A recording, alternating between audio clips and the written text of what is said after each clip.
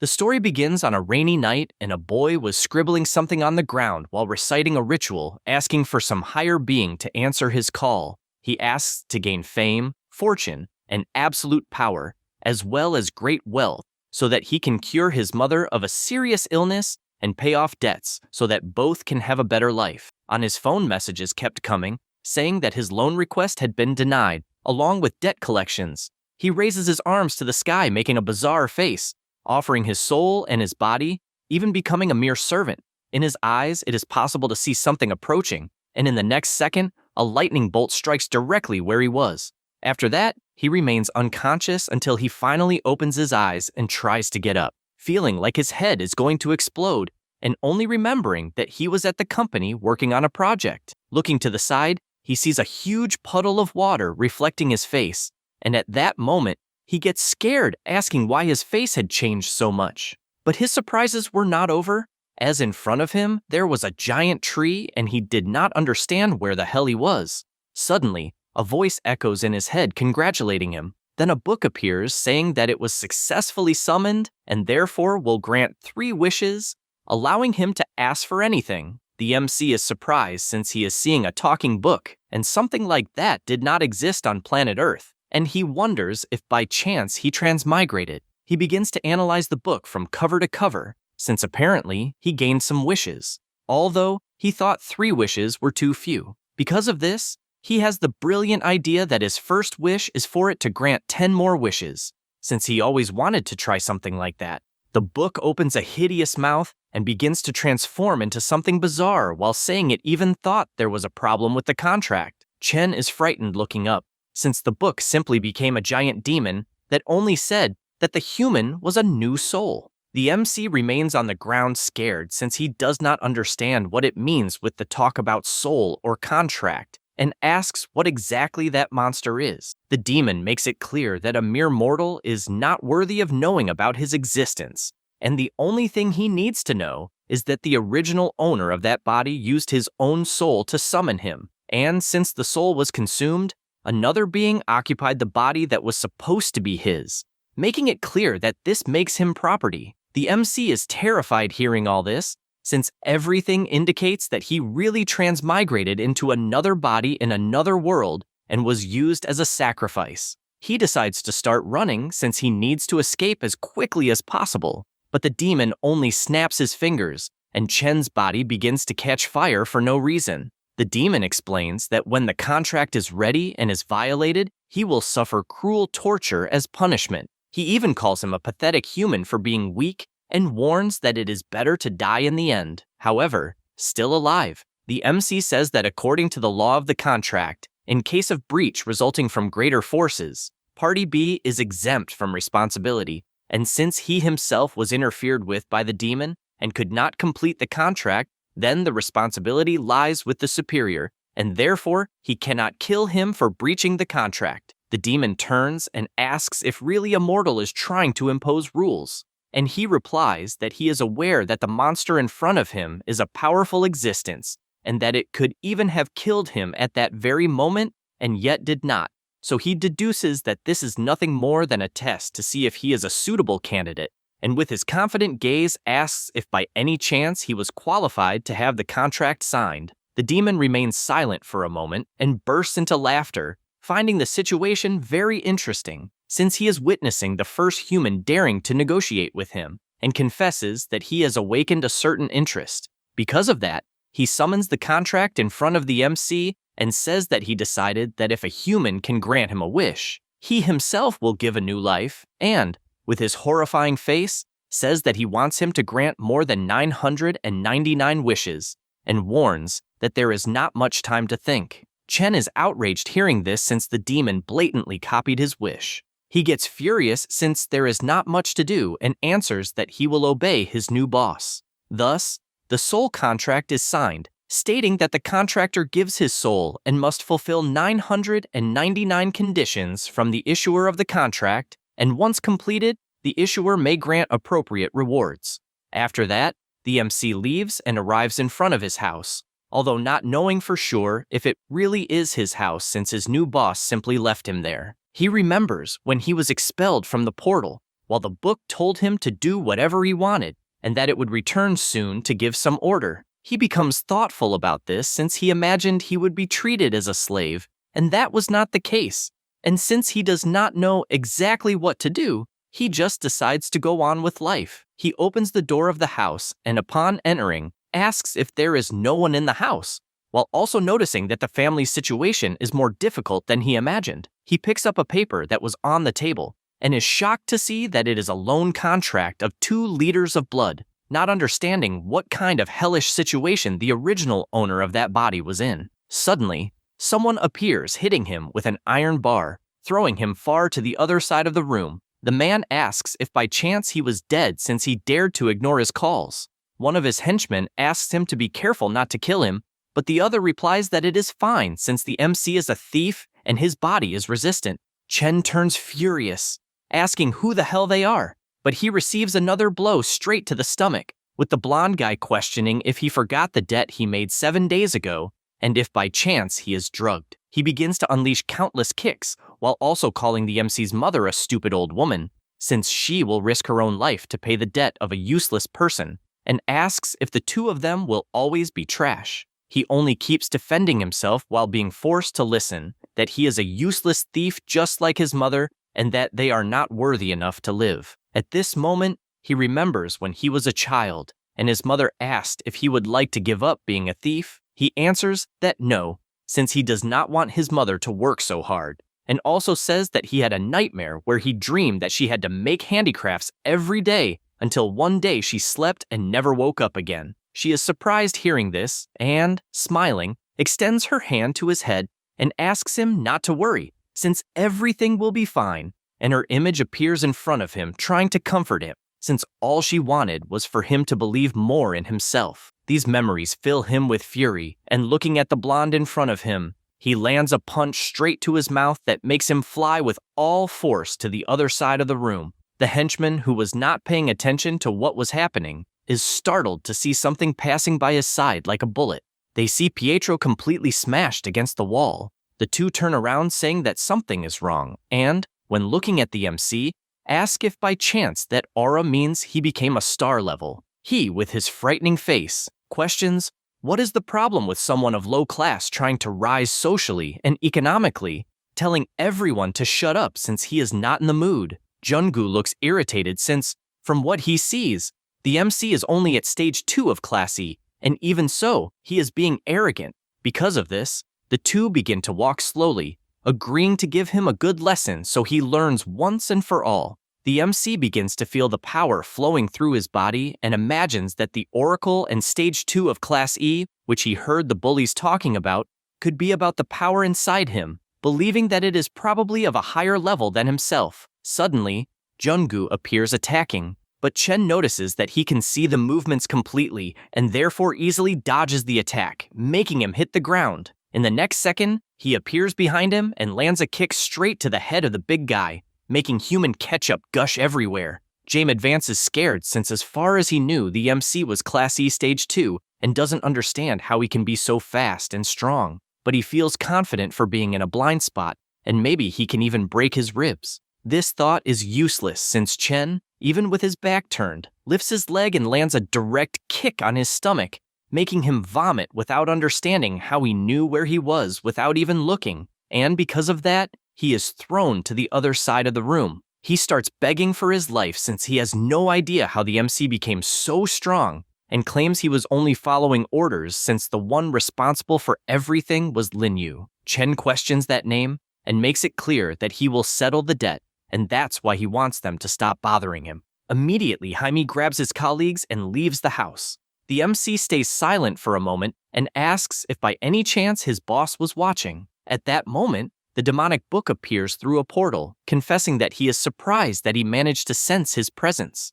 The MC points out that he felt a strange power, and therefore imagined that he had been receiving slight help. His boss replies that it was exactly that, since if he hadn't lent a little power, he probably would have died. He gets excited since more and more he thinks of the book as his golden finger, because if it could lend power all the time, he wouldn't need to fear anyone. The evil god asks if he is dreaming since power is not something a mere mortal can use, and he even got lucky that time for not having passed the limit. Otherwise, the gang of bullies would have dropped dead without him even touching them. The MC questions if working for a deity has no benefit, since if he got stronger, it would be easier to fulfill the wishes requested of him. The book tells him not to worry, since by the contract it will give him a useful reward, but has not yet decided what it will be, and already warns that it will not lend its own power again unless he wants to die. Chen gets upset upon hearing this. The evil god imagines that in fact his contractor exceeded his expectations because not only did he take his power, but also controlled it too well, and wonders if by any chance the MC is his point of destiny. Chen, curious, asks what will be the second wish he will have to fulfill. The book gets confused with the question, and the MC asks if he is not going to want him to fulfill more than 900 wishes. The evil god explains that he hasn't thought of any, and even asks him to relax since he made many wishes. And when the time comes, the boy will understand. Chen doesn't understand anything and asks what he needs to do, and his boss just tells him to do whatever he wants. He gets worried since he doesn't understand anything about that world, and was trusting that he would receive some order, and from that order, he would know where to go, but apparently that is not the case. Then he picks up his cell phone, which he had taken from the roof, and decides that he will learn more about the former owner of the body so he can live as him. After some time checking the phone, he concludes that most of the messages are all about debts and online purchases of supplements, and realizes that being an oracle is expensive, and that there isn't even a single message from the family. He barely says this, and goes into shock, since there was a message from his sister saying that their mother had fainted and was in the hospital, and therefore wanted him to hurry to meet them. Without thinking twice, he runs to the location, and upon opening the door, he notices his sister lying in front of their mother's bed. He becomes thoughtful since the atmosphere was tense, but he knows that anyone would be angry for ignoring something so important, especially seeing his sister downcast. He approaches and realizes that the person on the stretcher really is his mother. Seeing her for a moment makes him recall that she is different from his memories, and he worries if it was all because of him. Then, to break the mood, he calls his sister, apologizing for being late and asking how their mother is.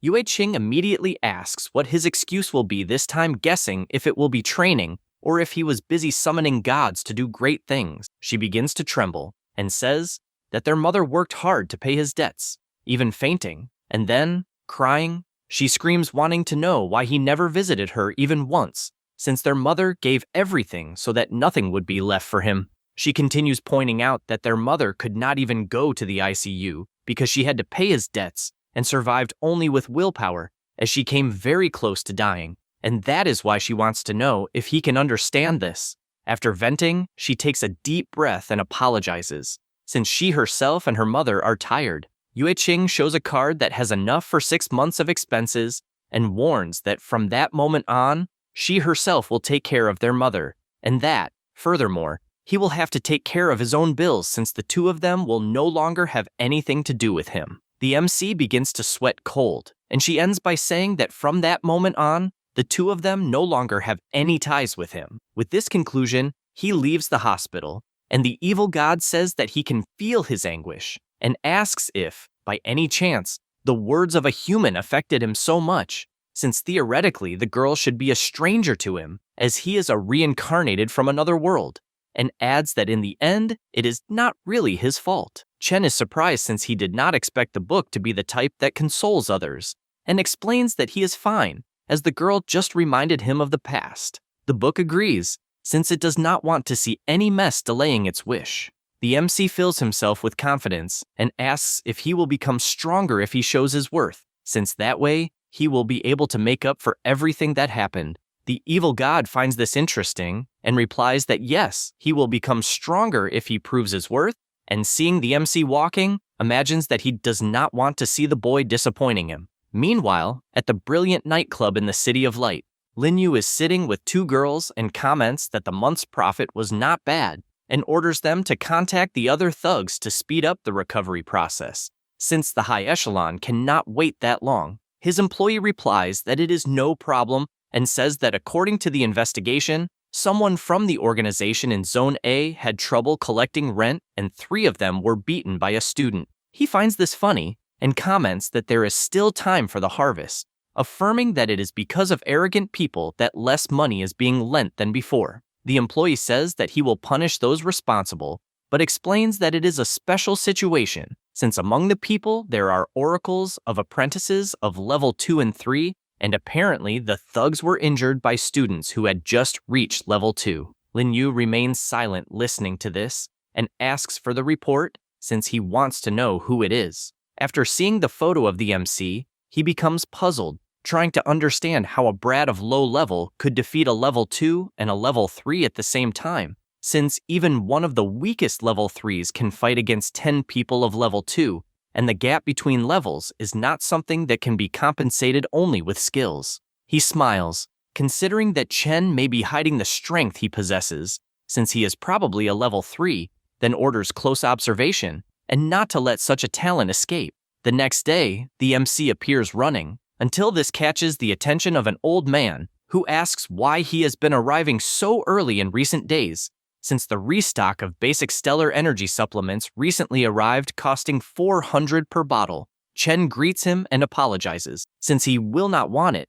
because he already has some. The man says it is no problem, and asks if by any chance he got a girlfriend, since he is all excited early in the morning. The MC returns to his run and reflects that after leaving the hospital, he spent a few days getting used to that body and also researching information, combined with some memories that he implanted in that body, and with that, basically understood all the common knowledge of that world. He knows that people in that world use special supplements regularly to gain power, and these individuals are known as oracles. The drugs used to become an oracle are very expensive, and that is why the former owner of that body had so many debts. He imagines that he does not know for sure what the upper limit is, but even the lowest level oracles have physical attributes highly superior to those of normal people. He realizes how much stronger his body became by using the supplement, making sense why everyone wants to become an oracle. Suddenly, his phone starts ringing, and when he answers, he notices it is the class monitor, who criticizes him wanting to know if he is awake, and also warns that the leave he asked for has ended, and the teacher asked her to remind him to return to class. He says he did not forget since he was awake, but inside he knows he did forget. Because of this, he goes to school, and the teacher informs them that they have already talked about the history of oracles, and therefore, she wants to talk about the impact on the economy. Chen keeps paying attention and imagines that the status of an oracle is determined by strength and differentiated by ranking. The lowest level is rank E, and the highest is rank S, and one must first reach the highest level of the current rank to advance to the next. It is said that those who reach rank S are treated like gods. To compensate for the power of the oracles, the world is divided into 5 levels. The 5th level is where ordinary people of level E live, and it is called the peripheral layer. Levels above 4 are the inner layer, symbolizing power and strength, and one must be at least rank D to enter. He imagines that he is currently at rank E, which is the lowest possible, and to obtain more resources, he will have to go to the median sector of the city, and therefore needs to figure out how to increase his strength as quickly as possible. Suddenly, he is hit by a piece of chalk, and when he looks back, he notices it is 2 students provoking him. Jonas asks if by chance he is mocking them, acting superior just because he did better on the written test. And his friend concludes that even though both are level 1, his punch alone is enough to knock him out. The MC thinks there is trash everywhere. At this moment, the teacher announces there will be a test in physical education class, and therefore everyone must change clothes to go to the yard. Already outside, Chen keeps warming up while reflecting that students from the Oracle department have physical education classes most of the day, and he even finds the methodology interesting. At this moment, a student approaches calling him, and everyone around starts shouting that there will be a fight again, since they see the troublemakers picking a fight with the MC, and even ask if the 2 never get tired of provoking him since every month it is the same. James keeps provoking, wanting to know if he enjoyed facing them in the classroom, and asks what is the point of scoring high on the written test, since on the battlefield it means nothing. He also states that for an oracle level and strength are the most important, and asks if in terms of strength, the MC is not just a piece of trash at his level. Chen finds this funny and asks if, following that logic, he himself is not also useless.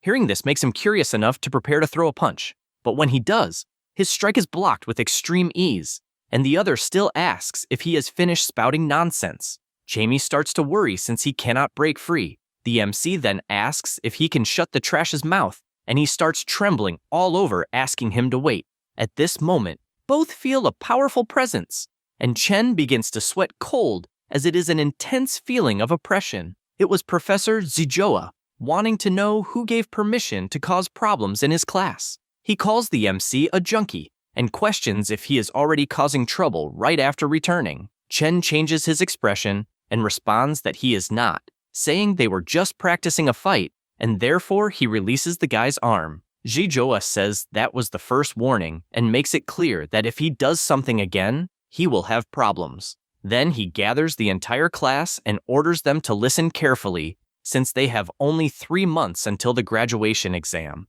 and the post-graduation transfer tournament is even more important. He warns that if they do well in the exam, not only will they bring glory to the school, but they will also be able to enter a prestigious academy, and to ensure good performance, he prepared beginner supplements of rank A. The students start taking the test, and while one is already almost dead with 24 repetitions, another is more excited, reaching up to 50. The MC watches from afar, questioning if that is the Oracle's test, since he thought it would be something special. At this moment, someone calls his attention asking if he is okay. It was the class representative saying that he had missed several days, and, because of that, thought something had happened. Then, she gets embarrassed, apologizing for being nosy. But she found it strange that something like this happened so close to graduation and was just curious. He laughs and says he is fine, also thanking her for caring. Ludian then asks if he will not buy the teacher's supplement, and he answers that he will not, since he has no money, and imagines that the supplements are expensive, and if he is the only one not buying, then it must mean he is the poorest in the class. She starts saying that he will have difficulties if he does not buy the supplement, but is interrupted by the teacher calling her. The girl says goodbye and goes to the bar to try to pass the exam. Zijoa observes and reflects that she bought 2 bottles of supplement, and because of that, he approves her. Chen starts realizing that the teacher helps those who buy the supplements and hopes his skills will be enough since he is poor. He barely thinks about this and is called to take the test, and the teacher notices that he did not buy anything and, with a smile on his face, imagines that no one can be confident to pass without the supplement and, after making him fail, will use him as an example. The MC looks at the iron bar and notices that it seems normal, but when he places his hand, he is startled since he feels his body getting heavier, and the more strength he uses, the harder it gets, trying to understand if it is because of the crystal on the protection of his wrist. He also notices that the applied weight has a limit and that, with his current strength, he will be able to adapt. Then he immediately starts doing the bar, even with the weight rising from 20 kilos to 100. The students around are surprised to witness this, and ask if by chance the MC just did 100 times, since before he could not even do 30, and he is already almost second in the ranking. He finishes the exercise, and at the same moment several students run around him, saying that he was incredible, since with the grade he got he could join the elite class. And they still ask when he reached second in the rank, and if by chance he used many supplements. At the same time, the teacher is watching from afar, wondering if Chen used steroids, since his physique improved a lot, but soon dismisses this possibility because it is something too expensive for someone like him to buy, and he does not understand how he reached second rank in just a few days. Besides worrying that if they discover he reached such a level without using supplements, he will not be able to sell anything anymore. He changes his expression since he does not want his sales to end this way, and because of that, guarantees that he will teach a valuable lesson. After that, in the principal's office, he is on the phone saying that for a school like his, which has no support or sponsorship, producing someone of third rank is too difficult, and because of that, he wants to try to reach some agreement, but cannot. Because of this, he hangs up the phone and feels frustrated since the elite class equipment requires a lot of money, and the school practically has no resources to maintain someone of second rank. He looks at the picture of his senior and asks what he should do, since the academy will go bankrupt if it continues that way. At this moment, he looks to the side since the teacher asked to come in, and as he approaches, Zijoa delivers the students' grades and says that the performance was excellent and that he believes the class will produce extraordinary oracles. However, the principal reads the grades and realizes that there is nothing extraordinary, since there are only first-rank people, and people like that could not be sent to the battlefield until the teacher informs that among the candidates, there is one exception that matches the function of the schedule and says Chen's name. Because of this, the MC is called to the principal's office, and the evil god questions what he did, and he answers that he does not know, or that at least he does not remember doing anything. He approaches the room and reflects that he heard the director's personality is tough, so being called by him is something complicated. When trying to touch the doorknob, an aura begins to emerge from the door, and he gets scared, asking what it is. The book is also surprised and says that it finally appeared, explaining that it is the wish activated by the specific condition it had mentioned the other day, and, from what it sees, something that wants to be close. For standing still, the director draws his attention, and he immediately enters, asking why he was called. The director places his hand on the MC's file and informs him that he found his physique good, since it is almost of second rank, but says that the problem is the absences, the disrespect toward teachers, and the fights, as it gives the impression that he is hot-tempered, but confesses that this is irrelevant since he believes that something is more important than everything for an oracle. He makes it clear that he is referring to money and, because of that, warns that Chen should give up once and for all. The MC is scared since from what he understood, the costs of an oracle at the advanced stage are extremely high, and the teacher confirms it, also pointing out that Chen's family is going through difficulties, and therefore he thinks it is better to cut the costs, besides the fact that the school is going through a crisis and does not even know if it will continue to survive. He says this and imagines that putting a good student in the elite class will not be interesting, since they need to use the resources on those who really have potential, and, even with a level 3 student, the result is not certain. That is why he says he will not need to attend the next day and wants to know what he thinks about it. He remains silent for a moment, processing everything, until something catches the attention of the evil god, and he tells the MC that he has found the target and therefore wants him to take it. He asks if it is some kind of joke since he can barely stand, and questions if the book cannot take it on its own. The evil god replies that obviously, if he could, he would have already done it, but the contract stipulates that he can only obtain something that belongs completely to the MC, and therefore, he must find a way to possess the crystal. He does not like this at all, since if he wants to pay his debt, he will need to enter the central zone of the city, but he is aware that entering the city, besides requiring a rank D, also asks for an Oracle graduation certificate, and that is the only high school in that city, so he cannot be expelled at all. After thinking about it, he takes a deep breath since he needs to find a solution, and as far as he remembers, since the founding of the Elite Academy, no student has surpassed level 2, which means that for the school, anyone above level 2 is incredibly valuable. He calls his master, and, since he has not yet received a reward for helping to fulfill the wish, he asks if he can decide on his own which one. The book thinks for a while and replies that probably yes. Then, confident, the MC says that the reward he wants is to borrow the power. The evil god says that his body will not withstand it,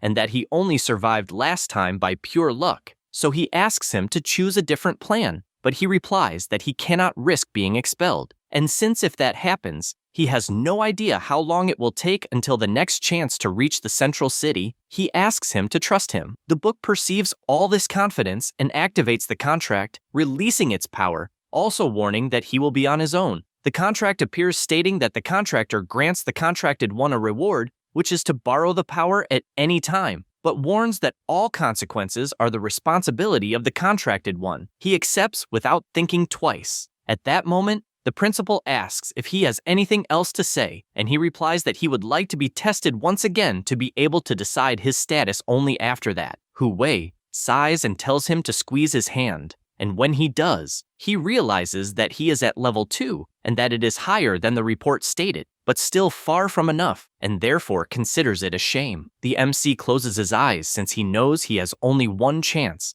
and decides that he will use the maximum of the power he absorbed. Thinking this, his body begins to overflow even more energy, leaving the principal startled, since in front of him is a student overflowing with incredible power. The book is also surprised since it did not expect the explosive power of the MC to exceed even the power it had lent. Hu Wei, still astonished, cannot believe that the level simply rose all of a sudden, and looking at Chen, concludes that he has already reached level 4. Then he asks about the result, and the principal, imagining that heaven never blocks anyone's path, shouts, begging him to please represent the school in the regional exchange tournament. He is confused by this request and asks if by any chance they want to impress the Department of Education by making a level 4 participate in the tournament. Hu Wei replies that yes, since competing in the level 4 classification is the greatest honor among all Oracle schools, and also says that their school has been last place for many years. Therefore, they need to show results soon. He also reinforces that this is the reason they are concentrating their resources on the most promising students, and even apologizes for having judged him wrongly. The MC says it is all right since he understands, and the director says he is happy to know that, and that, as an apology, he will waive his tuition, and as soon as he is transferred to the elite class, he will have weekly supplies. He also reinforces that if he has other needs, he should speak up, as the school will do its best to support him. Then he changes his expression, knowing that an exceptional student would be welcome anywhere, and therefore says that he hopes from the bottom of his heart that he considers representing their school in the tournament, and makes it clear that he is not exaggerating when he says that the school's future may depend on his decision. The MC reflects that the tournament must be important for them to be offering all of this, and so he makes an attempt saying that he would like to ask for the black crystal on the shelf. Hu Wei turns and says that it is the black star crystal left by the former director, and although it has no practical use, it represents the spirit of the school. However, he knows that if the school ceases to exist, that spirit would have no meaning, so giving it away means saving the school, and he sees no problem. Chen asks him not to worry, as he will do his best in the exchange tournament. The director says it is settled, but confesses that he is a little curious since he has no idea how a student increased his power so drastically. He laughs and replies that he trained in secret and has a kind of special training method, and therefore asks to keep that level a secret. Hu Wei says that it makes sense, and imagines that concealing levels is a skill developed by oracles to deceive enemies in combat, and he did not expect someone so young to have such tactical awareness. At this moment, a female student arrives in the room at the director's request, and he says that she should quickly take Chen to the elite class according to his instructions. She says it is fine, and they both leave walking through the school. At this moment, the teacher comes running and starts shouting at the MC, saying that he tried to beg the director to change his mind, since even with average grades, everyone deserves the right to learn, and he also asks him to stay dedicated even after being abandoned. The MC does not understand all of this, just like the student, who says that Chen was not abandoned, but transferred to the elite class. She also says that the director is looking for him and even seemed angry. Zijoa thinks about it and realizes that he screwed himself badly by trying to mess with the MC. After that, already at night, Chen lies on his bed relieved since he managed to go from level 2 to level 4 in just 3 months, and even rich geniuses spend a lot of money to rise only 1 level, so he asks his master if there is any way to level up alone at once. The evil god replies that obviously not, and makes it clear that if he wants more help, he will first need to fulfill the wish, since it was the MC himself who chose the reward, and he assures him that the borrowed power will not fool people for much longer. The MC says he already knows because he is not stupid enough to think he can win the tournament only by relying on borrowed power, and while on his cell phone, he says he is more relaxed since he avoided expulsion and received free supplies. And now that he will be able to level up, things will get better. He says this while seeing the bills arriving by email and knows that he needs to find a way to make money to solve this problem. The next day, he arrives at school and starts to find something strange since his new place of study looks more like an abandoned factory, and he does not understand what is happening. Suddenly, someone calls his name, and he notices someone waving an arm. They head toward the advanced class, and the man introduces himself as Zhang, a teacher of the advanced class. The MC is surprised since he expected the teachers of that class to be stricter, and he says that there is no need for formalities, besides wanting to know if there are other teachers. He responds that the advanced class has 3 academic teachers, but he himself is the only one handling combat training since enrollment has decreased in recent years, and few qualified for the advanced class, so they did not hire more staff. Chen realizes that, in fact, the school is in a bad phase and better understands why the director is desperate. They arrive at the place, and the teacher says that he promises the place will not disappoint and thus officially presents the advanced class. He explains that they offer free training and therefore will introduce everyone present. The MC is surprised since the facilities do not compare at all to the other room, as they look more like a premium gym, and the students also seem motivated. However, something catches his attention since the atmosphere of the place feels tense.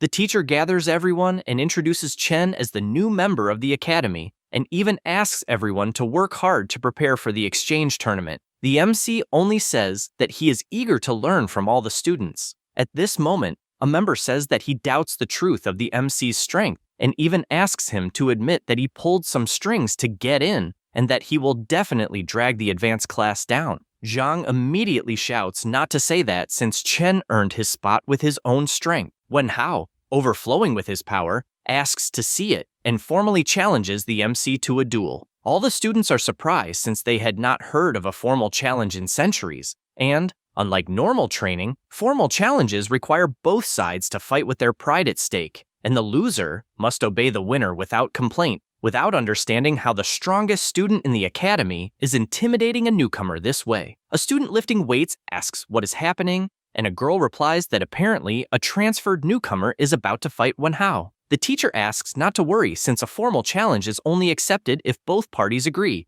but Chen accepts the challenge without thinking twice and even says that if it is a friendly match without lethal force, then there will be no problems. He says this imagining it is a good chance to assess his strength before the tournament. At the same time, in the director's office, the teacher calls reporting that Chen is already fighting another student, but soon specifies that in fact, it was Wen Hao who issued a formal challenge and Chen accepted. At the same time, the entire class is encouraging Wen Hao to teach the newcomer a lesson. The director thinks about this, wondering if the MC is perhaps conducting some kind of test since, as far as he knows, he trained in power concealment and therefore orders the arena to be prepared as he authorizes the challenge. With everything settled, both stand face to face, and the teacher warns that he will dictate the rules since it is Chen's first time. He states that it will follow the same format as the regional tournament, where only the 2 combatants can enter the arena and anyone who interferes will be expelled immediately, and both must have the same star level. Wen Hao wonders if by chance the MC is also an E-rank level 2, since from what he sees, that is what the cube is showing. The teacher continues the explanation, making it clear that they cannot use lethal force nor retaliation after the fight,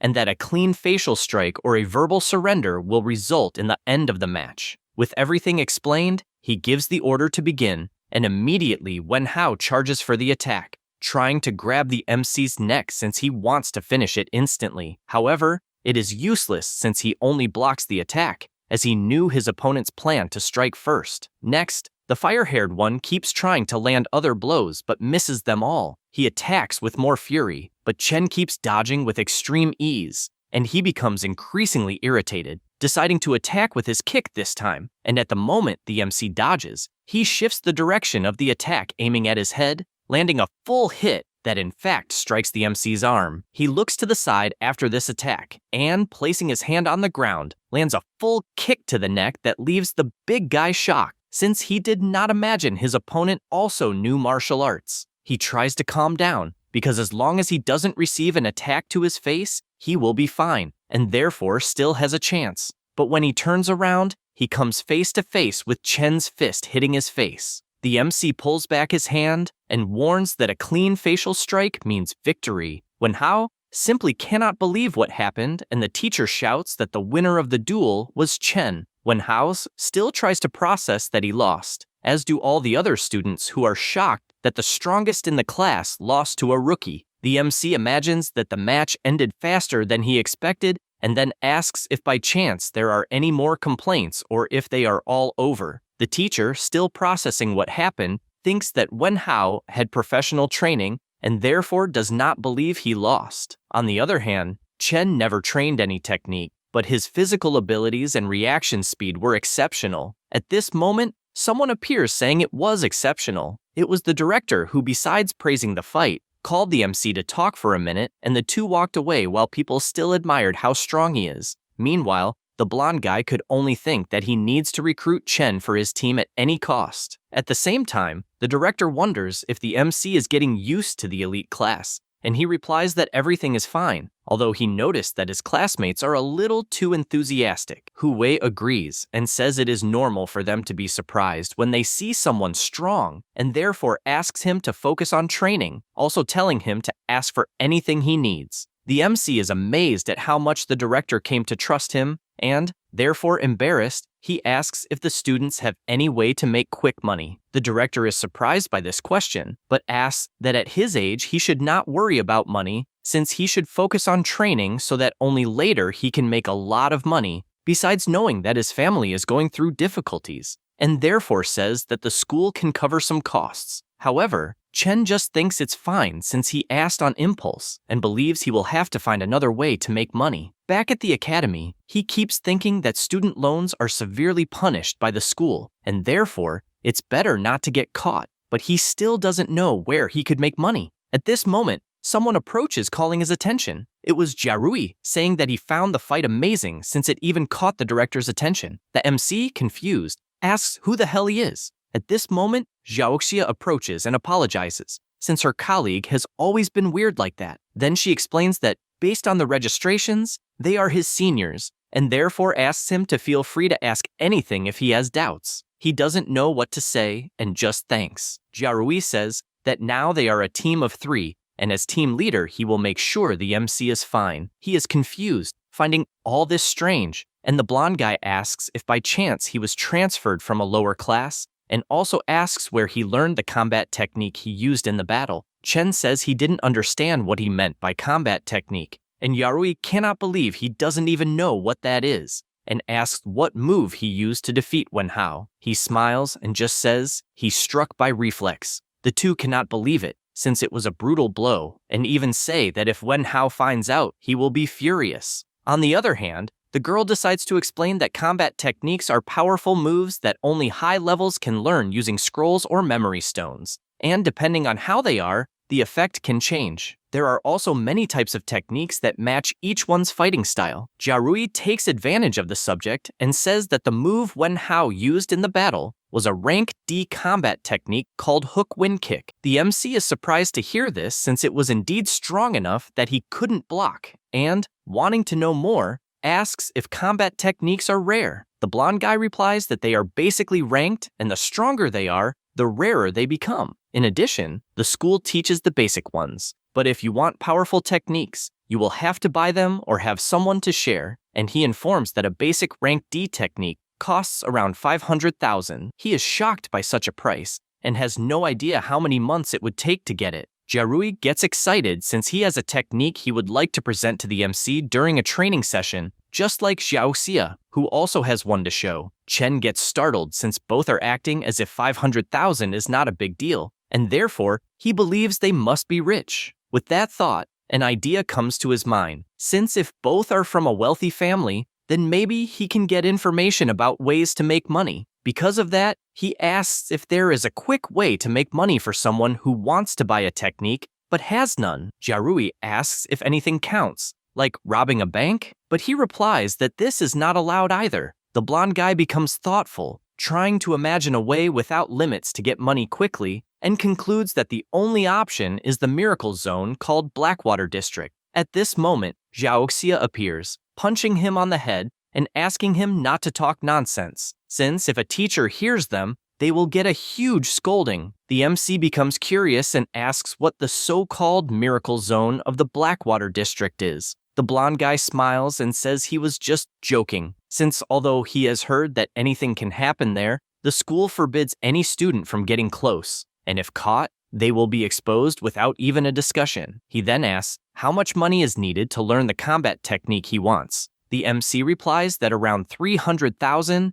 and both get scared since it is a very high amount. Immediately, they both check their balances, but realize they do not have all the money. Chen, however, becomes thoughtful about what he just heard, since desperate times call for desperate measures. And so, he decides to check the district after leaving school. Later at night, on the Blackwater Road, the MC approaches using the location on his phone and realizes the place is not very far from his house, since it only took a few minutes by car. He imagines that he changed his uniform to make it harder for someone to recognize him if seen, and then asks his master what he thinks is in that place. However, he becomes confused since the evil god's book did not appear to give any answer. He says he knows that the outer zones do not have many high-level envoys, and therefore believes he can handle it alone, even seeing that the place has clearly been abandoned for a long time. Suddenly, he hears some noises and concludes there are signs of someone walking in the area. And upon seeing a light inside a door, he imagines there must be some interesting secret to discover. As he begins to enter, some people arrive at the place and watch with sinister faces. After Chen goes down the stairs, he is surprised since the so-called miracle zone is truly amazing, as it is like a secret city. He observes the dirty streets and people making illegal deals. While watching all this, he concludes it makes sense why it is forbidden to mention that completely lawless place, since profits can be made in any way, and he believes he might get the money even before the deadline. Only then he closes his eyes, and looking back, asks how long he will be chased. A man with his group approaches and says he was planning to defeat him when he had the chance. But since he was discovered, he decides to change to something more aggressive. The MC questions why he wants to defeat him, and he replies that he knows very well what kind of person Chen is, since he has seen many like him who are disguised brats, and believes he will make a lot of money with the ransom. The MC finds this funny, since there is no one to pay for his ransom. The man approaches, and giving light pats on his face, says that he is a powerful oracle, and therefore asks him to be polite in cooperating with the ransom. Chen calls him rude, and at the same instant slaps his head, throwing him with full force against the ground. Seeing this leaves the thugs scared, who immediately draw their knives and charge for the attack. However, 2 crates come flying and hit the crazy duo head-on, also leaving the MC confused about what happened, until suddenly someone appears in front of him and, grabbing his hand, tells him to follow her, and the 2 run off until they reach another place. The MC thanks her for saving him, although he was going to use the 2 guys to ask some questions, and she asks if by chance he is Chen. This question leaves him shocked to the point of asking if she knows him. She becomes embarrassed since she needed to keep appearances, but soon finds it strange that he didn't remember her, and therefore replies that no, pointing to his collar, which was how she identified him. Chen is surprised since he didn't realize his name was on the collar, and so he thanks her. She feels relieved since she almost lost her disguise, and then asks him not to disclose information about the Blackwater district since it is dangerous, and therefore offers to take him out. However, he refuses and thanks her since he has urgent business in that place. Furthermore, he becomes downcast because if the girl tells that a student was there, he could get into trouble. As he was leaving,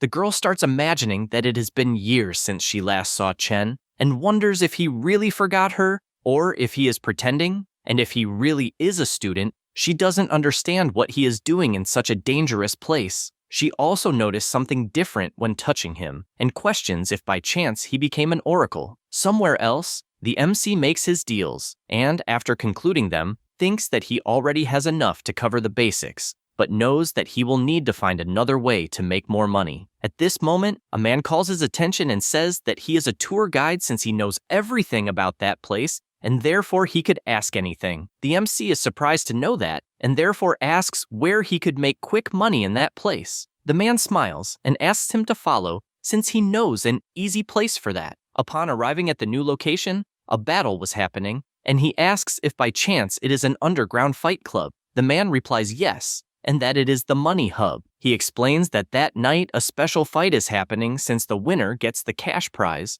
a portion of the bets, and even oracles appear to fight. The MC realizes that although the fighter seems strong, he is level 1, and upon seeing the prize amount, understands that it is a perfect chance to gather money. The man asks if by chance he would like to enter since he could arrange some chips, but he tells him to forget the chips since he will take the prize money. The guy becomes confused since he first thought he would make money by betting and not by fighting. At this moment, Lin appears, since she saw the MC enter the place, until she becomes shocked when looking ahead, as she sees him inside the ring and doesn't understand what is happening anymore. The fighter introduces himself and says that he is the strongest of all, but before even finishing speaking, Chen lands a punch on his face that sends him to the other side of the ring. He can only think that he needs to finish as quickly as possible and therefore asks for the next one to come in immediately. The man does that, but in the next second he is sent flying. This leaves the next fighter scared,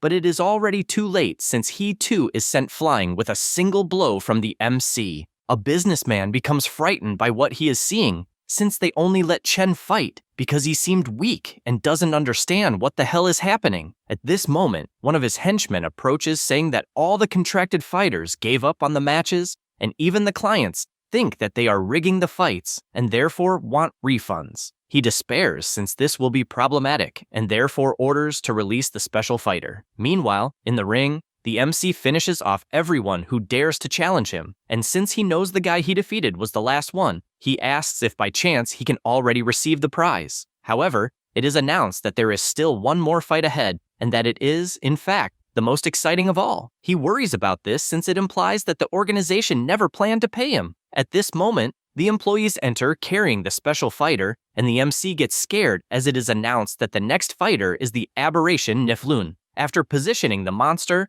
they release it from the restraints to the point of it falling to the ground. The MC keeps watching without understanding what is happening until a device on the back of Niflun's neck activates, and he begins to rise, showing the hideous face he possesses. A woman in the audience says it is scary, and her husband asks her not to worry since he is there to protect her. But in his thoughts, he is relieved to be in the last row, as he almost peed himself from fear. Lin also gets scared and does not understand why a monster like that is there. Holding her phone tightly, she imagines that Chen is not capable of dealing with a monster of that level, and also knows that she cannot rescue him as that would expose her location. She grows more and more frustrated. Meanwhile, the MC finds it annoying that the evil book does not appear in such a crucial moment and knows that Niflun is definitely different from his last opponent. He looks directly at the monster and immediately realizes how frightening it is, since it looks more like a hunter going toward prey. At the same instant,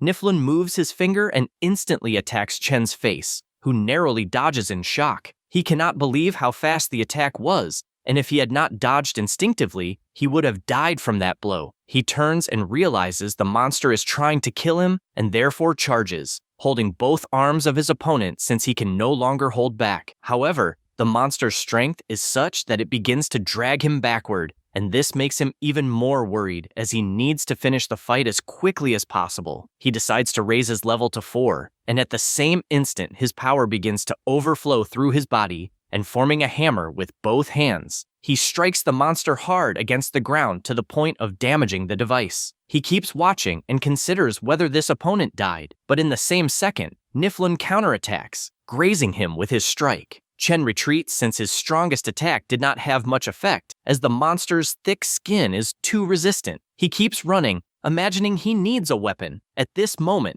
Niflun attacks again with the resistant skin he created on his finger, and the MC takes the opportunity to break it in half. Then he takes the skin to use as a weapon and lands a direct blow on the monster's neck to the point of breaking its jaw. This frustrates him, since the blow was superficial despite causing damage. At this moment, the monster begins releasing gas throughout the arena, and Chen wonders if it is toxic mist, but realizes it is just ordinary mist. Because he overthinks, he gets distracted and a blow lands directly on his stomach. He tries to counterattack, but besides missing his target, he takes another hit on his back. He tries to defend himself from the countless blows he is taking while imagining that he cannot see anything in the mist, and all he needs to do is find a weakness. He knows that even if he survives the attacks, at some point the borrowed power will end, and therefore he must finish the fight before that happens. He tries to calm down since he needs to see through the enemy's position using all his senses. He thinks about this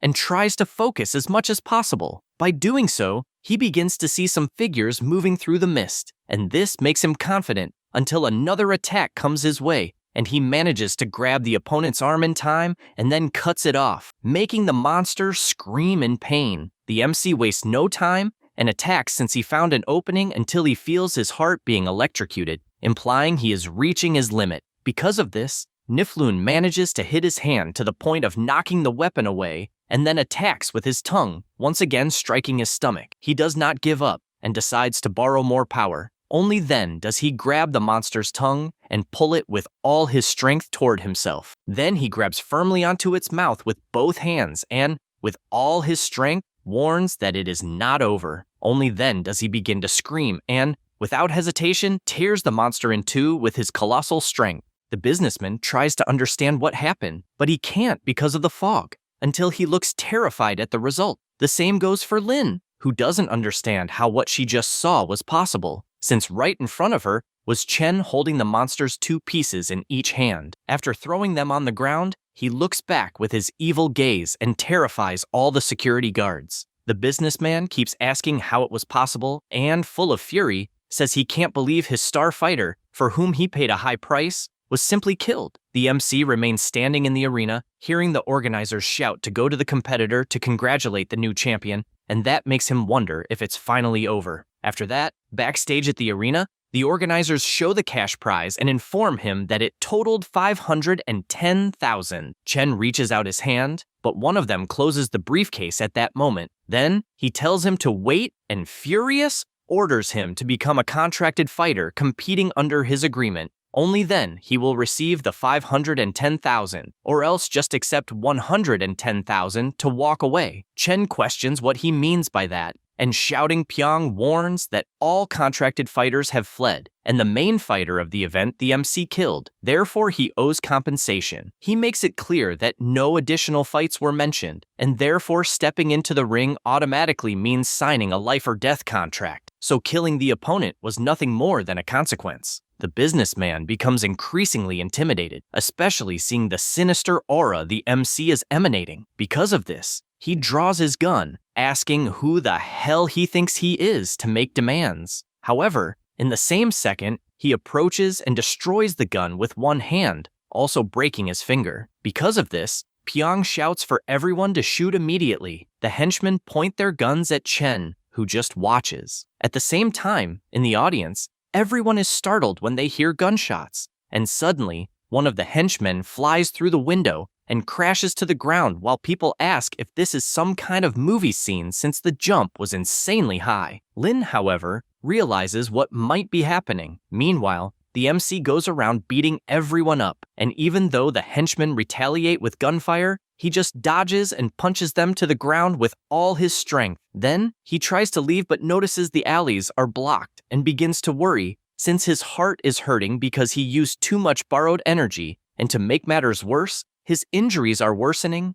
and his body will soon give out. Suddenly, Lin appears, pulling him and covering his mouth since the security guards are searching everywhere. Chen asks if by any chance she is the same person from before, and she tells him to save his strength, saying she knows a secret passage to get him out of there, and orders him to go straight to the exit before people return. He takes off his mask, completely exhausted, thanks her for the help, and runs off without wasting time. At that moment, her superior contacts her, asking if she is in the district again, and she replies that she needs to talk to her grandfather since she discovered something in common. After running a lot, the MC finally arrives at his home and immediately falls to his knees, since his heart is hurting badly, and he even thinks he can't take it anymore. He tries to resist, but collapses unconscious. He starts dreaming, where his mother says she will get better in 2 or 3 years, and on the phone, she says she wants to see him getting married and having children, and also watch him grow old, but apologizes since she no longer has the strength to walk the path with him.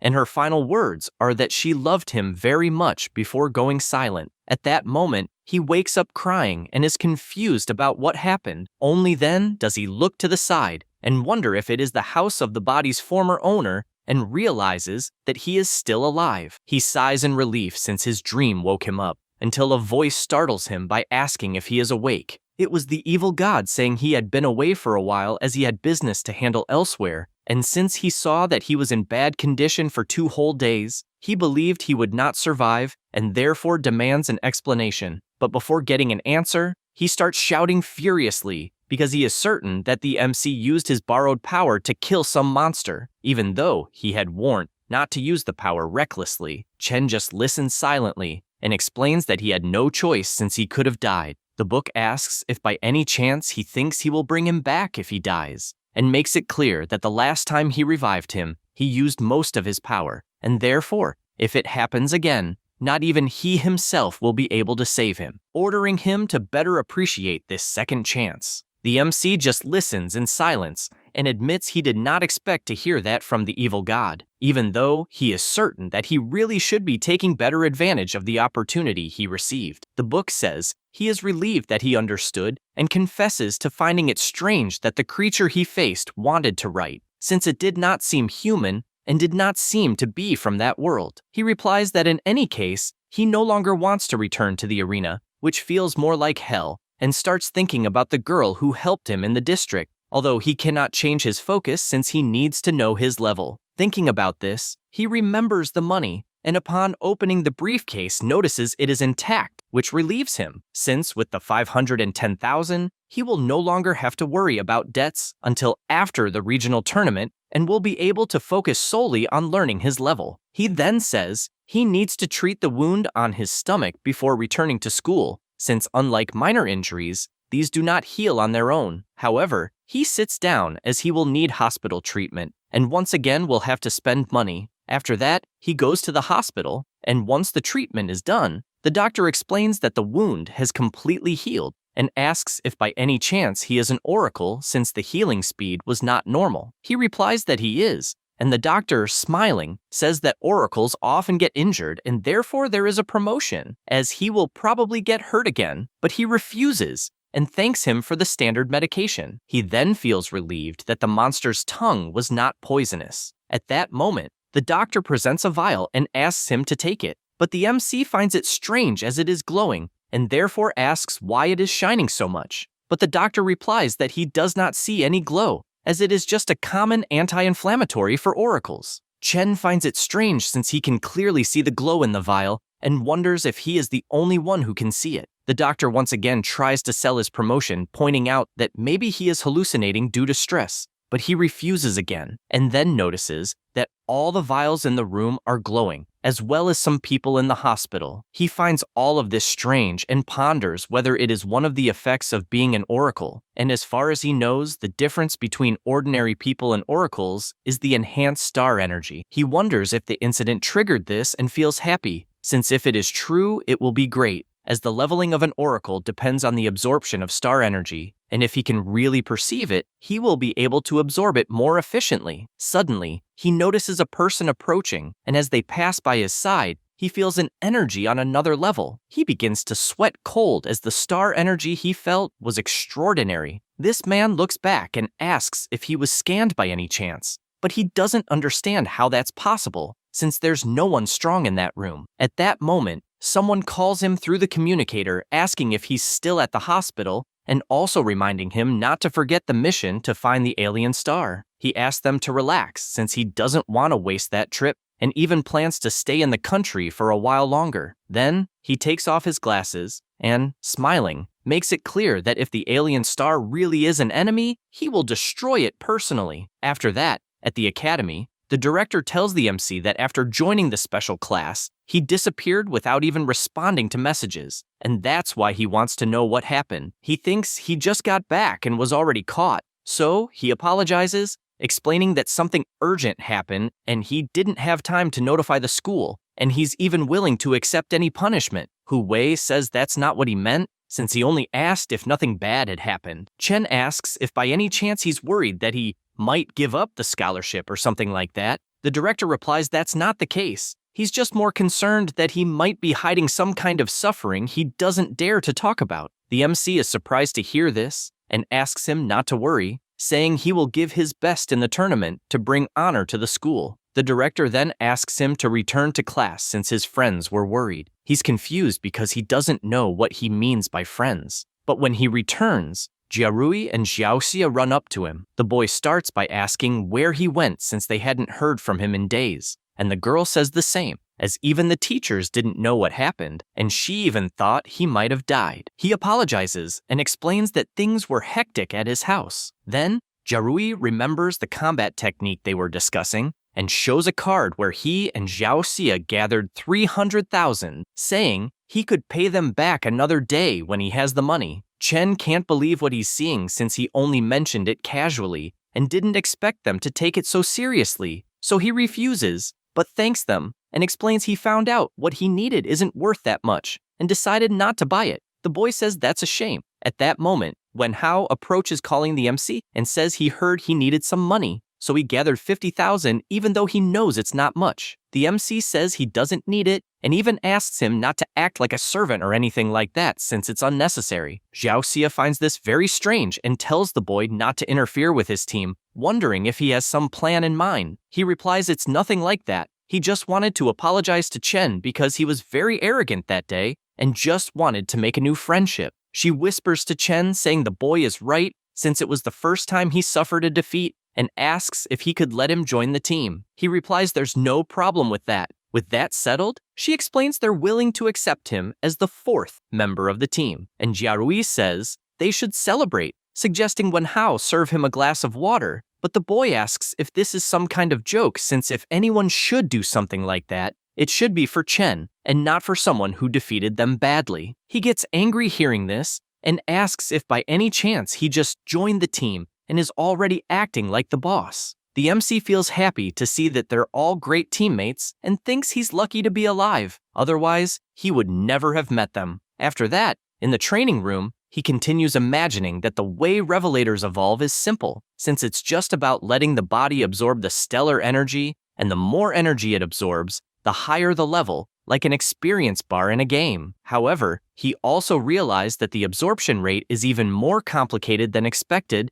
and knows this because he used equipment to maximize the intensity of training, but his absorption rate is still low. He knows that the stellar energy in the body was not absorbed in time, and that if it continues slowly, it will just leak out, completely wasting it. He is not even surprised that some people remain at the same level their whole life, and, in fact, if he keeps the current pace, he will never reach level 4 before the competition. At this moment, Jiarui appears and says that the free training is getting boring and asks to fight to change things. This makes him reflect that it was only at the time he had to fight the monster that he accidentally forced himself to understand and absorb the stellar energy, and because of that, he says that he has an idea and will need everyone's help. They go to the place, and Xiao Xia activates her dancing fist, just like Jiarui, and both attack Chen at the same time, who only blocks and dodges the attacks. After this training, he says that they have been training for almost an hour, and therefore everyone should rest. Xiao Xia admits that she thought the proposal of a 2-on-1 fight was a joke and didn't think they would even manage to touch him. The blonde guy agrees but confesses that he thought the method was amazing and that he doesn't even need to worry about winning or losing. The MC warns that the next round will be Wen Hao. After that, he observes his friends and concludes that he was right, since in that type of battle, the absorption rate skyrockets. He knows that as long as his rate is high, he might try the method he has in mind, and to ensure the safety of ordinary people, the stellar energy in regular supplements is very slightly diluted, and if his physical quality is average and his absorption is low, even drinking thousands of bottles will not increase his level. He concludes that based on his observation, the borrowed stellar energy is 100 times more concentrated than supplements. So with his current capacity, absorbing it directly would definitely make his body explode. He realizes that he could make the borrowed stellar energy permanent, and that to level up quickly, it's worth trying. Thinking about this, he uses the borrowed power and realizes that until now, he hadn't noticed how absurd the amount he can borrow is,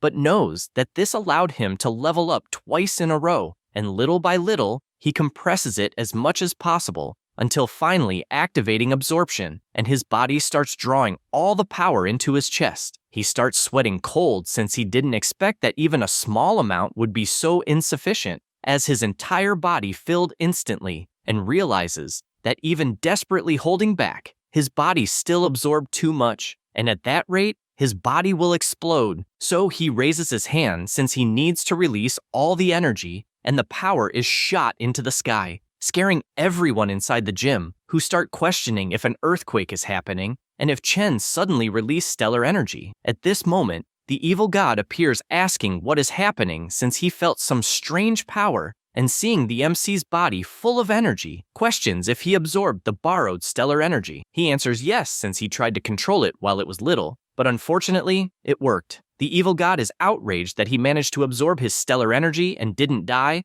and asks if by any chance he really could be his predestined one. The MC asks what he said, and the book answers nothing since as long as he stays alive, that's what matters. At this moment, the teacher appears asking what happened, and they reply that they were just sparring for practice until Chen burst with energy. He is surprised to hear this since he sees intense energy overflowing from the MC, so he asks Wenhao to fetch a detector immediately. After running the test, he realizes he is level 3, and everyone is shocked because they are unsure if they saw it correctly. Because of this, Jiang runs at full speed since Chen is the first level 3 they've had at the school in a long time, and he needs to report it to the principal. The girl asks him to teach her how he leveled up, but he simply tells her to keep training since she'll get there eventually. Jiarui says he's not surprised he got so excited about the fight he had earlier, and she asks if by continuing to train, they'll really be able to level up like him. While the commotion spreads through the hall, the MC asks the evil god if he won't yell at him. The book replies that it's already used to it, and since he leveled up quickly, it won't waste time arguing because it needs him to get stronger no matter what. He tells him not to worry, since he has a lot of energy stored, and when his body finishes absorbing it, he will probably reach level 4. The evil god just stares at him without saying anything. After that, time passes, and there are 55 days left until the exchange tournament. During this time, the MC continues training alone and with his team. Time goes by until it's finally September 6th, and there are 0 days left before the tournament. At the venue where the event will take place, everyone is amazed since they didn't believe the stage would be so big. Wenhao asks the MC if he's ready for level 4 fights, since the gap from level 3 to level 4 isn't small. He tells him not to worry because the principal said to just participate enough and win no matter what. So if it gets dangerous, he'll simply give up. His team wishes him good luck since the rest areas for level 3 and level 4 are separate, meaning they'll have to split up. He says goodbye since the moment has finally come and decides it's best to prepare as well. Meanwhile, in the VIP stands, the principal comments that it's his first time in a VIP area, and the teacher says the school only competed in level 2 matches, so they'd never received that kind of treatment until now. At this moment, Ming Yuan appears greeting the principal and congratulates him, as he didn't expect him to rise from level 3 to level 4 so quickly. Hu Wei explains that the efforts came from all the students, and that he just did his best to meet everyone's needs, also thanking him for notifying them in time about the rule changes. He emphasizes that there is indeed a new format, since the central government plans to increase subsidies for the winning schools, so the competition will definitely be fierce. At this moment, several people appear, saying they didn't know there were bumpkins there for the first time. The principal gets irritated at this, and his friend asks him to calm down, because those people are all principals of schools that won tournaments in the past, so it's better not to start a fight. He makes it clear that this was in the past, and the tournament hasn't even started yet, so who wins or loses is still to be decided. Likuo taunts them, saying he already expected that an arrogant dog barks louder the higher it climbs, and tells them to savor their last time on stage,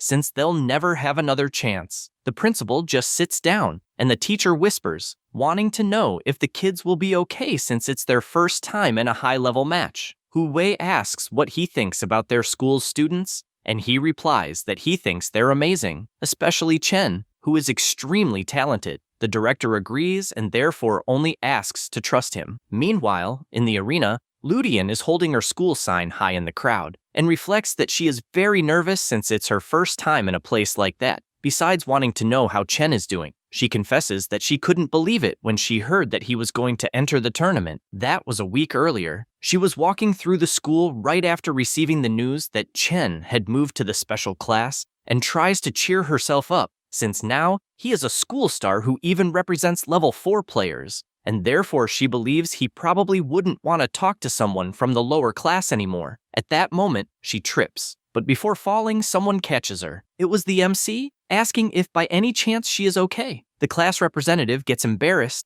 and thanks him for the help, also asking what he is doing in that place. Chen replies that he was passing by when he saw her and decided to come over to say hi. Then he grabs the crate to help carry it, and she, even embarrassed, reveals that she was thinking that after he entered the special class, he wouldn't want to be friends with someone like her anymore. The MC just smiles and asks what she is talking about since friends are friends, and status doesn't change that. The representative is happy to hear that. Back to the present, it's announced that the contestants will enter the stage, and Chen prepares for it. Currently, Chen is rank E level 4. His ability is power lending. He has 999 wishes remaining, 0 rewards remaining, and 0 current payment due. His total remaining debt is 99,808,912 won. The announcer welcomes everyone and informs that the Outer Zone exchange will begin that year, with him as host, along with his partner Lillian. Everyone in the audience is shocked, since that girl is the most popular idol at the moment, and they can't believe she will be hosting the tournament. She, with all her charm, says that the Lillian of that day is not the same idol Lillian everyone knows, as she is there to work seriously, and the true stars are the contestants. They explain that there are 12 academies participating, and each academy sends 4 representatives. Among them, the level 4 group has 16 competitors, while the level 3 group has 32. However, that place is only for the level 4 group, and if anyone wants to watch the level 3 group, they need to go to another hall. She informs that the results of the level 3 and 4 groups will be converted into points, and the final ranking will be determined by these points, starting with the advancement rules, where each match is one-on-one, and the winner moves on to the next round. Meanwhile, the winners continue fighting other winners until the champion is determined, and to ensure the contestant gives their best, the time limit will be half an hour, and the battle ends when one side loses the ability to fight or surrenders, so she hopes everyone shows their true skills. At that moment, she asks everyone to look up, and everyone is surprised to see the legendary Rank S envoy named Bai Yue, president of the venue, as they had only seen him on television. Bai Yue makes a single movement with his finger, and the ground begins to shake. Everyone is shocked, as they expected nothing less from a master, since just one single movement was enough to shake the earth. The host continues saying that the jewel in front of them must be used during matches, and it not only serves as competitor identification, but can also protect them in critical moments. However, people cannot take their eyes off Bai Yue. The same goes for the MC, who begins to imagine that indeed the power of a rank S is like that of a god, although he didn't expect it to be so overwhelming. However, he notices that the evil god does not care at all about the presence of a rank S, and is even making his own nervousness disappear by seeing him so calm. Lillian resumes her explanations, stating that the results of the matches will be displayed on the competitors' gems, and officially announces the start of the tournament. The first round will be Wang Lu against Xiaoran. The match started intensely, and Xiaoran ended the battle with a powerful attack similar to a cannon. Meanwhile, the directors watch from the VIP room, and Hui confesses that he did not expect a rank S as a guest, and therefore believes that year's tournament will be fierce. His friend explains that the difference between level 4 and level 3 is so great because level 4 can fully unleash the effects of combat arts, and the academies are so wealthy that buying a rank C combat art is nothing to them. Meanwhile, several businessmen keep flattering Likuo. Four Eyes says that this year, things will be different. The battles continue, and this time, Lisa attacks with everything, but Lankan dodges easily while raising her hand and causing several energy chains to bind her opponent. He starts to worry because he cannot break free until she rushes in at high speed and lands a knee strike squarely into her opponent's strength. This drives the entire crowd wild since using a technique to restrain the opponent and attack at the same instant is amazing. The director is also surprised to see that skill since it is rare even among rank D envoys. Ming Yuan agrees, as it is indeed rare to awaken such potential, basically being a 1 in 10,000 talent. Uyu, who is also a director, hears the conversation and says that power is nothing special, but Four Eyes rebuts, questioning why he despises it when the director spent a fortune trying to steal Lankin from them. This irritates him until Likuo orders them to stop, saying that the girl is nothing more than an envoy who awakened early. At that moment, something catches their attention as the fight between Zhuo and Manlin is announced, but before the announcement even finishes, the boy is defeated in less than 5 seconds. Everyone is shocked since the battle ended instantly, and they believe that year's champion is already decided. Shuo comments that the tournament is boring as he imagined. OU confesses to being surprised despite not expecting less from a student personally trained by a director. Likuo once again emphasizes that the more a dog thinks it's strong, the louder it barks. Mingyuan doesn't like this and asks to let it slide. Hu Wei just keeps watching and figures that simply meeting the minimum guarantee to participate was already good. And if Chen can win just one round, or at least show something interesting, it's already a huge gain. Meanwhile, the MC keeps warming up and confesses he didn't expect his match to be the last one, also wondering what kind of opponent he will face. The evil god asks why he doesn't borrow power to finish it at once. He replies that in recent years, students at that stage have only reached level 4, so jumping to level 5 would be too much and would likely trigger investigations. At that moment, Lan Qin appears and says he is unlucky since he's in the last match. He is confused, and she explains that his opponent will be Leich, an envoy from Zhongshan Academy and one of the top contenders of that year's championship, who even possesses powerful techniques that not even a rank D envoy could withstand. The MC asks if it's not an exaggeration to use such a move in a lower-level match. She replies that the jewel everyone received can block a fatal blow,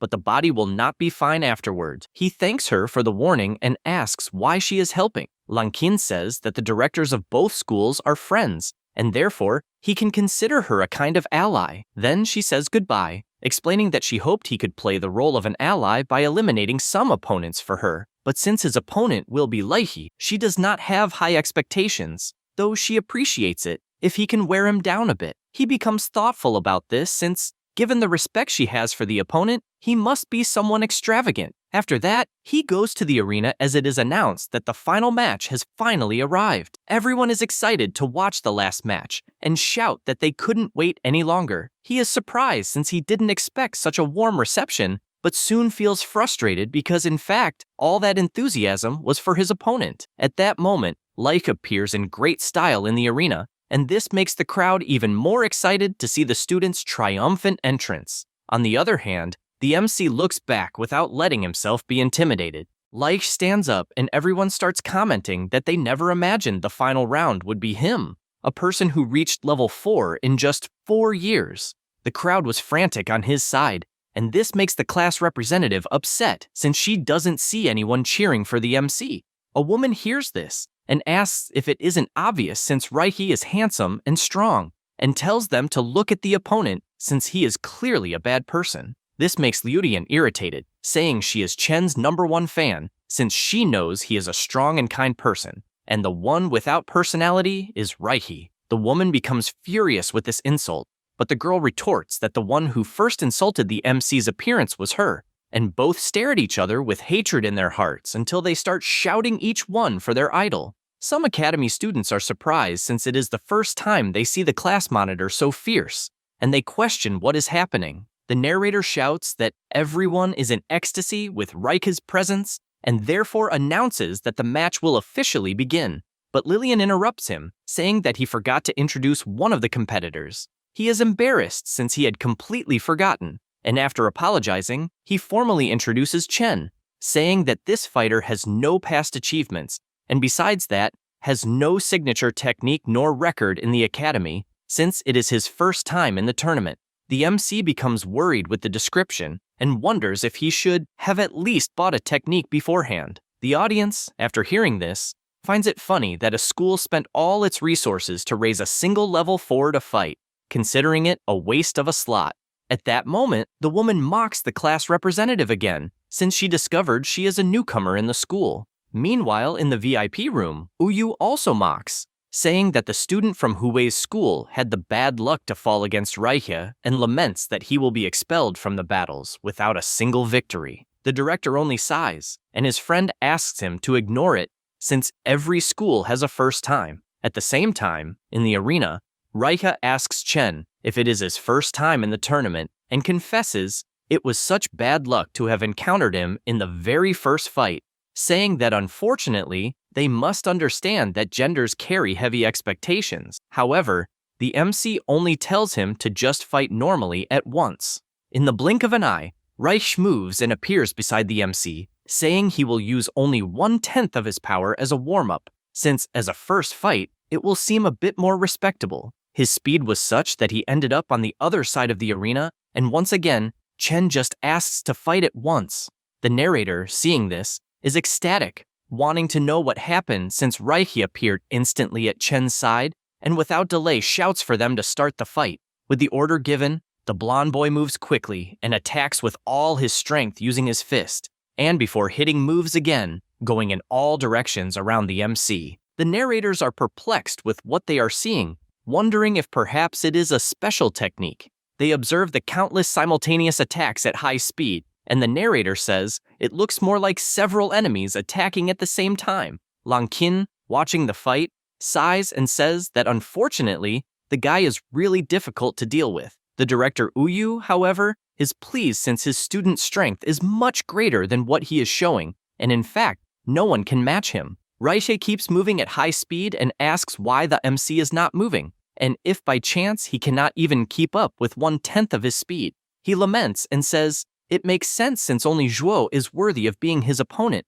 and while preparing another attack, he says he will finish it once and for all. Chen laughs and asks if he really thinks he is not dodging. This scares his opponent, since at that same instant he takes a punch in the mouth even though the MC was facing the other way. This surprises the narrators as well as the other fighters and the audience.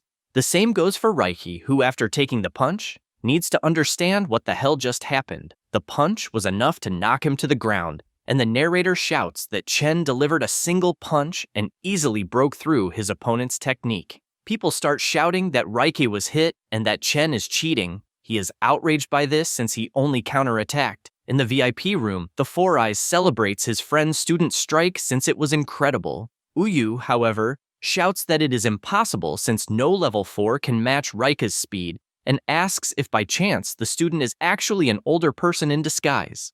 The director finds it funny and questions if the evaluators wouldn't have noticed if he were someone in disguise. Uyu tries to argue back, but Likuo tells him to shut up since that noise is becoming an embarrassment, and, looking at Reiki, warns that the fight is not over yet. That's all, folks. If you enjoy the video, subscribe and hit the bell. Thanks.